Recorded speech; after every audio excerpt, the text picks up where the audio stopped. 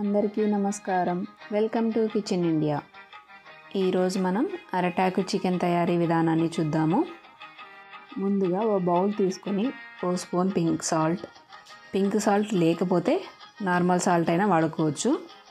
1/2 spoon పసుపు, 1 spoon కారం, 1 spoon ధనియా powder, 1/2 spoon garam masala, 1/2 spoon అల్లం వెల్లుల్లి పేస్ట్, పావు చెక్క నిమ్మరసం, పావు కిలో బోన్లెస్ చికెన్ తీసుకుని బాగా కలిపి అందులోకి 1 స్పూన్ మస్టర్డ్ ఆయిల్ వేయటం వల్ల తందూరి ఫ్లేవర్ వస్తుంది.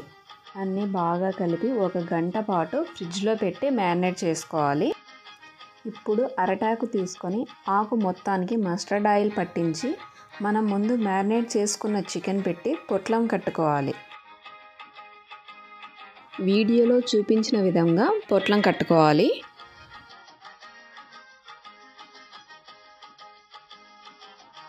కాడని చీలికలుగా చేసి వాటితోనే పొట్లం కట్టాలి.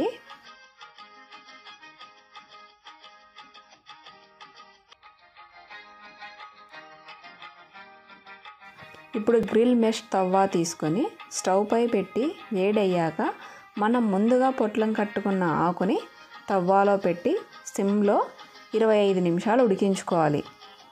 10 నిమిషాలకు ఒక్కసారి ఆకుపై నీళ్లు చల్లుతూ ఉండాలి.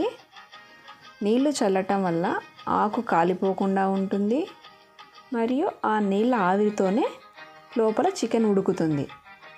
చూడండి చికెన్ ఎంత బాగా ఉడికిపోయిందో. అంతే అండి, అరటాకు chicken ready. Please like, share and subscribe to my channel. Thank you.